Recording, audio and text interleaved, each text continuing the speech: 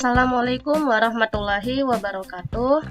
Kami dari kelompok 5 yang terdiri dari Aulia Balkis, Elia Alexander, Nur Afifah, dan Samuel Triprasetyo Iframe akan mempresentasikan tentang teori proses pemesinan dan teknologi pahat. Proses pemesinan. Proses pemesinan atau machining adalah teknologi umum yang digunakan untuk mendeskripsikan sebuah proses penghilang material. Proses pemesinan dibagi menjadi dua macam, yaitu cutting dan non-cutting.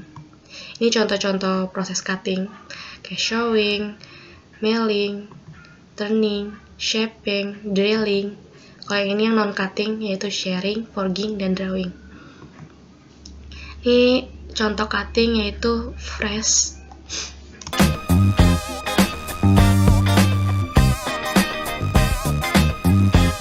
Yang ini juga cutting, itu bubut.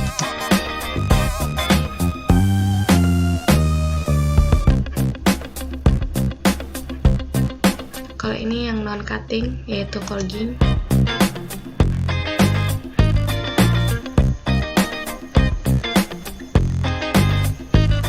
Pemesinan merupakan proses manufaktur di mana objek dibentuk dengan cara membuang atau menghilangkan sebagian material dari benda kerja.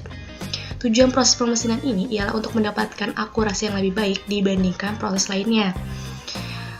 Ini jenis-jenis proses pemesinan kayak tadi yang ada di foto-fotonya, itu turning, shaping, drilling, milling, showing, dan grinding. Ada teori formasi gram. Ciri utama pada proses pemesinan adalah adanya gram atau sisa pemotongan. Mekanisme penghasil gram itu ada dua, ada teori lama dan teori baru.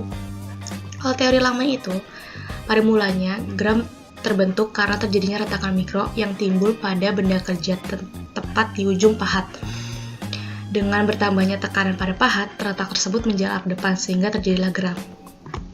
Kalau teori baru, teori lama tuh udah jarang dipakai. Jadi muncullah teori baru.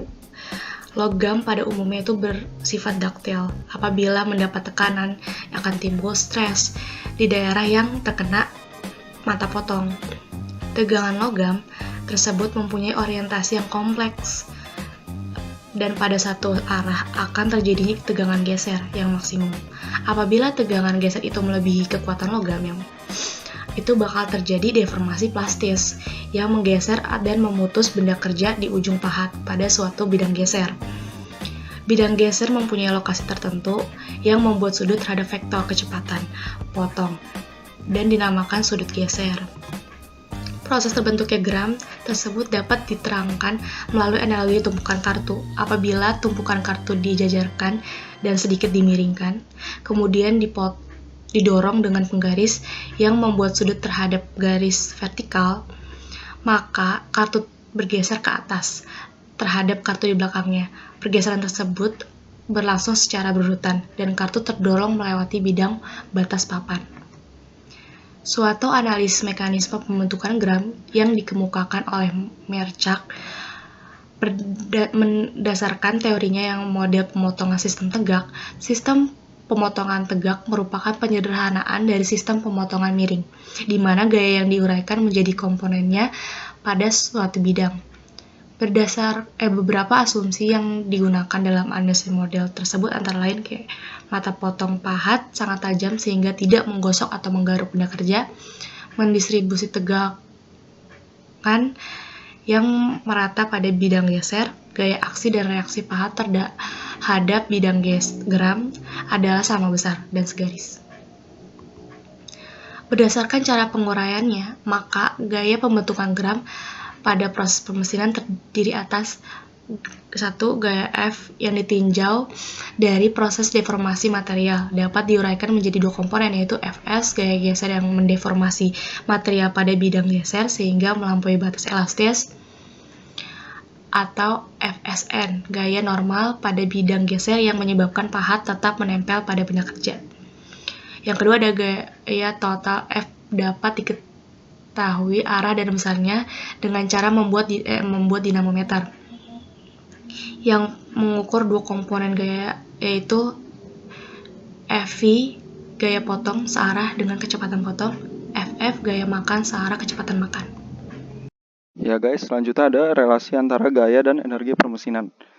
Nama saya Samuel dan saya akan melanjutkan materi sebelumnya yang dibawakan oleh Aulia Balkis. Yang pertama itu ada turning.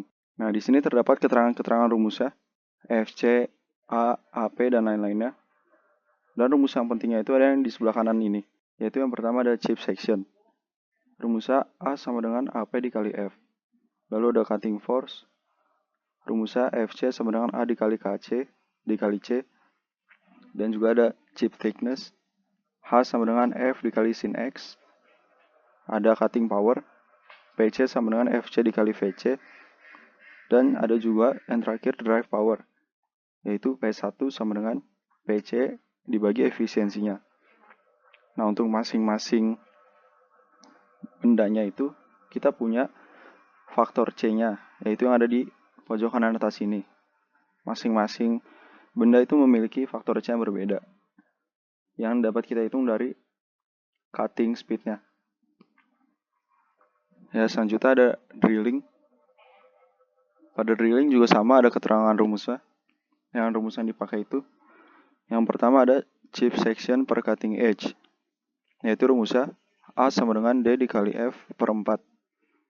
Lalu ada cutting force per cutting edge, yaitu rumusnya FC sama dengan 1,2 dikali A dikali KC dikali C. Lalu selanjutnya ada chip thickness, rumusnya adalah H sama dengan F dibagi 2 dikali sin sigma per 2. Lalu selanjutnya ada cutting power, PC sama dengan Z dikali FC dikali VC per 2. Lalu yang terakhir drive powernya, P1 sama dengan PC dibagi efisiensi. Selanjutnya ada phase milling. Seperti yang sebelumnya ada keterangan-keterangannya. Rumusnya itu yang pertama yang dipakai ada feed rate. Feed rate itu VF sama dengan N dikali FZ dikali N. Lalu ada chip cross section per tooth. Rumusnya A sama dengan AP dikali FZ. Lalu yang terakhir ada cutting force per tooth. Rumusnya adalah FC sama dengan 1,2 dikali A dikali C. Ya, ini masih yang tadi. Rumusnya ada chip thickness-nya H sama dengan FZ. Lalu yang kedua ada number of teeth engaged, yaitu NE sama dengan N dikali gamma per 360 derajat. Lalu ada cutting power-nya PC sama dengan NE dikali FC dikali VC. Lalu yang terakhir drive power-nya P1 sama dengan PC dibagi efisiensi.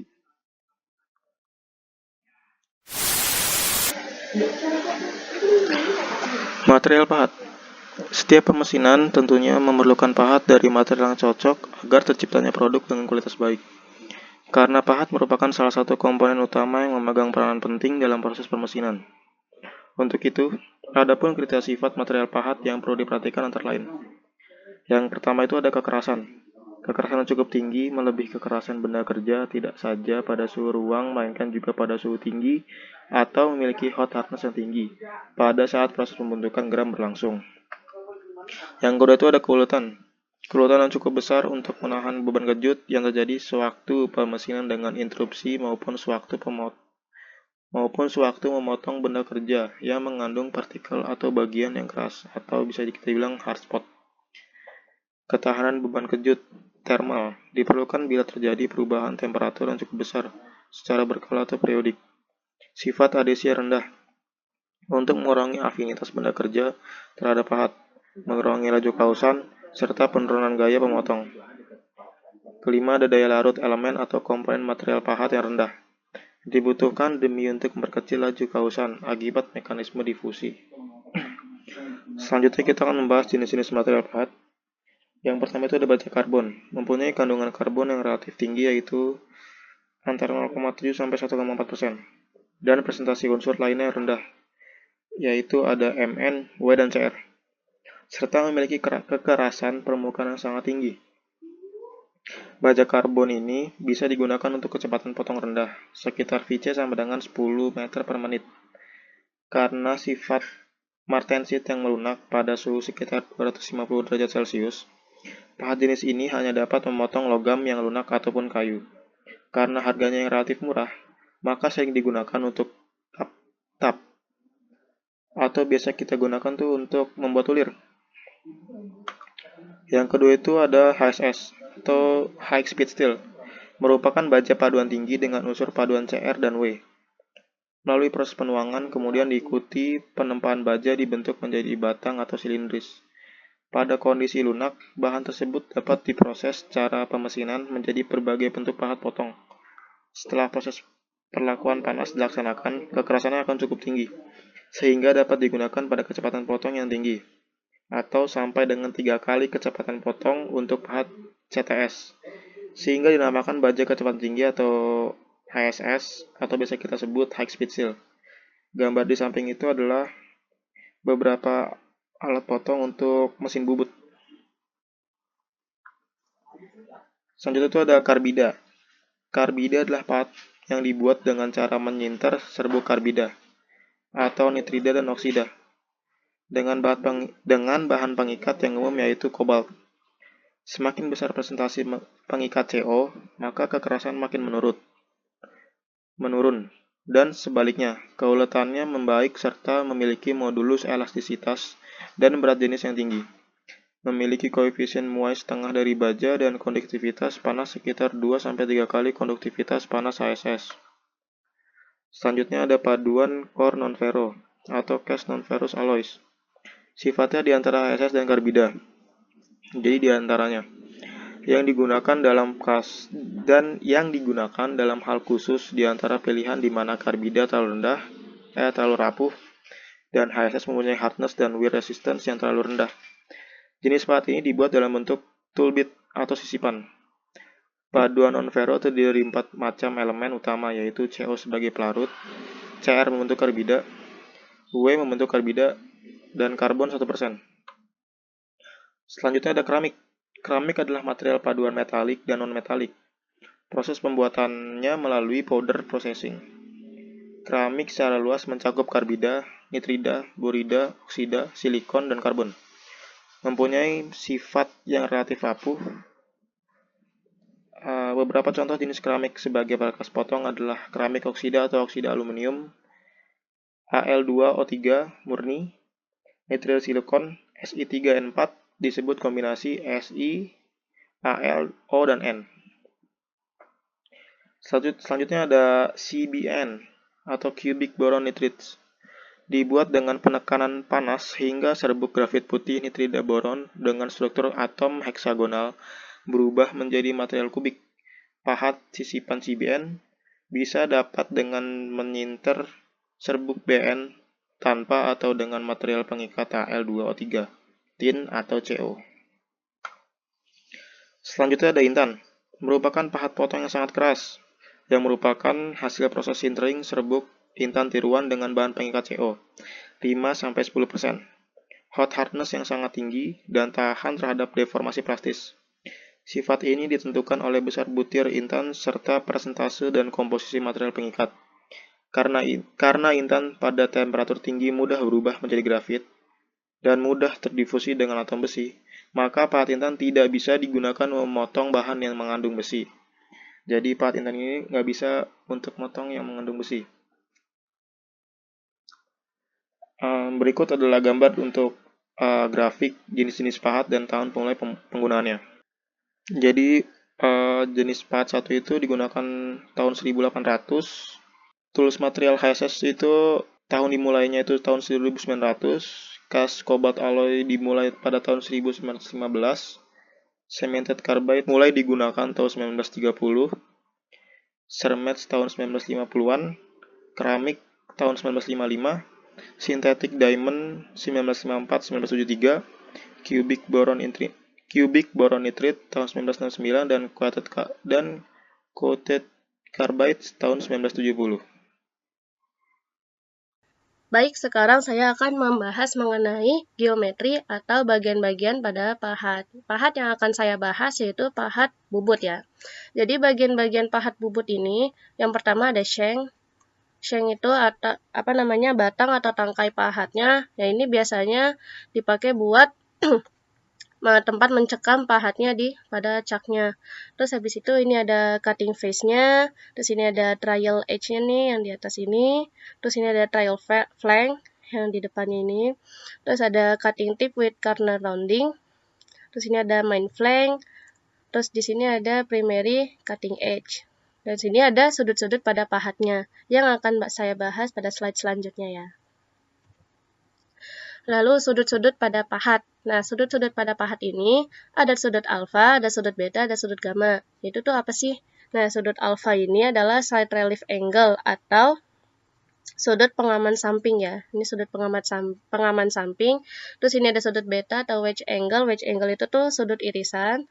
Terus habis ini ada gamma atau side track angle. Side track angle itu adalah sudut garuk atau sudut pemakanan sisinya. Nah, gambar ini adalah pandangan dari pahatnya ya. Ini pandangan depan, ini pandangan atas, ini pandangan sampingnya. Oke. Nah, ini adalah penjelasan dari sudut-sudut pahat tadi ya.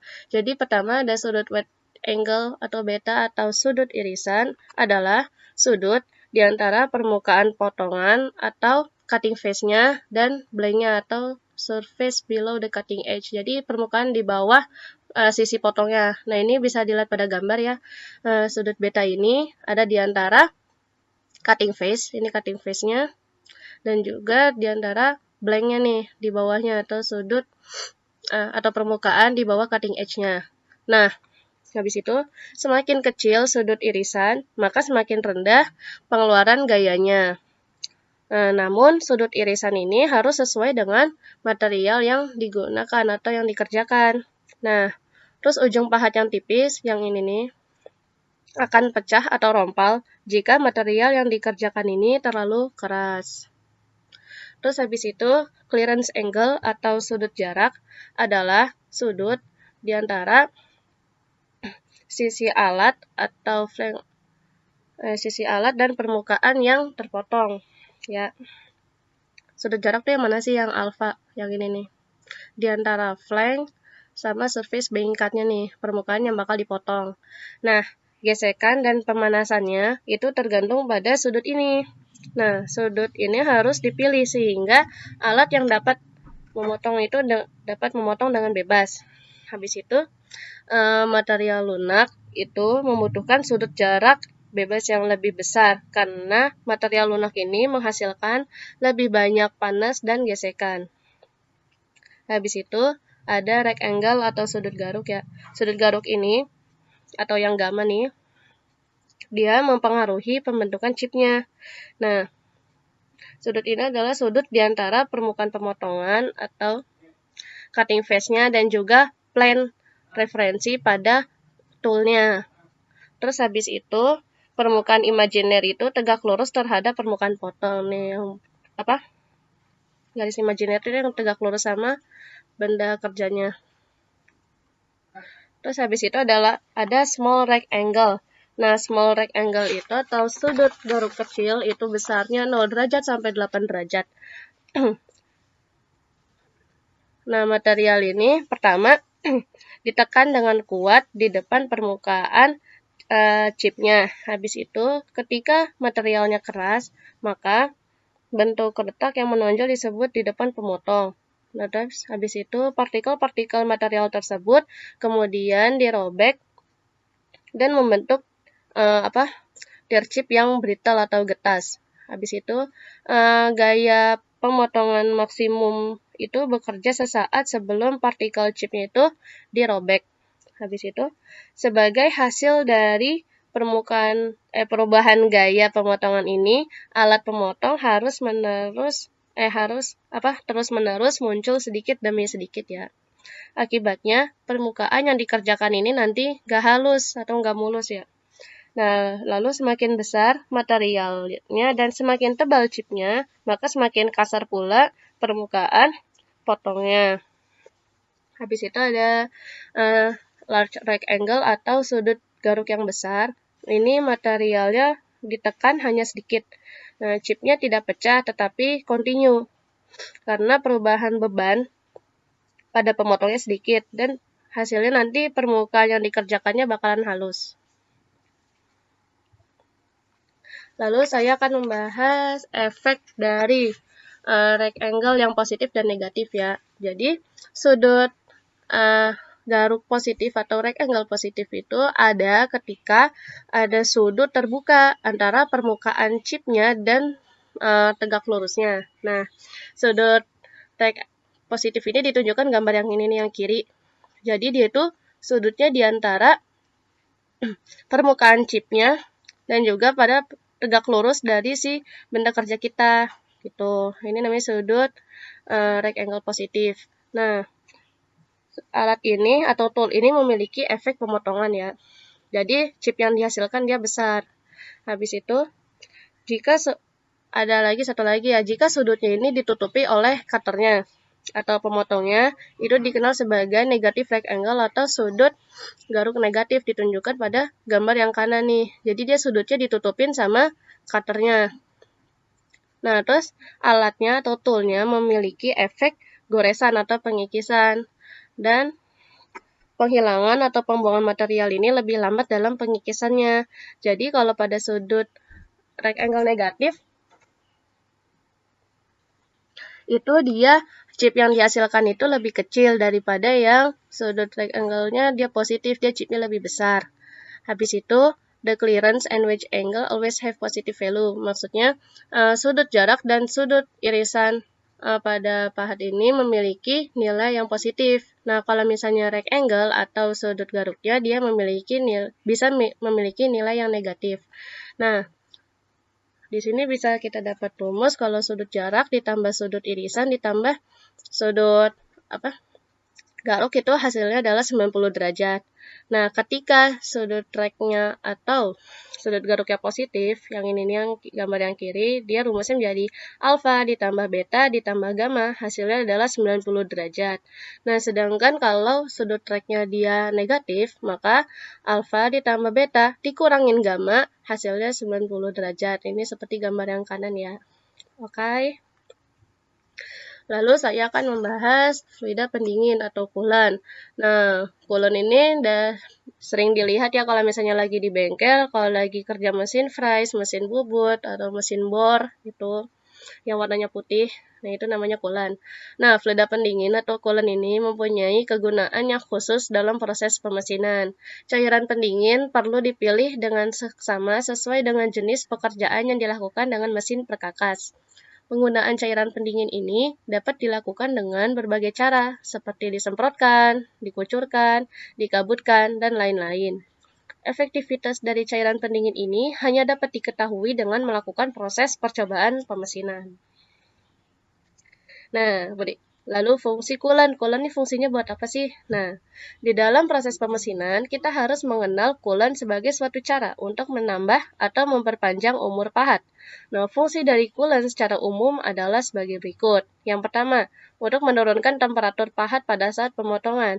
Nah, karena pada saat kita melakukan pemotongan atau pemakanan benda kerja, itu pasti terjadi meningkatnya suhu ya, meningkatnya temperatur pada benda kerjanya karena gesekan dari pahat atau cutternya dengan benda kerja kita. Jadi kita harus menggunakan coolant untuk menurunkan temperaturnya.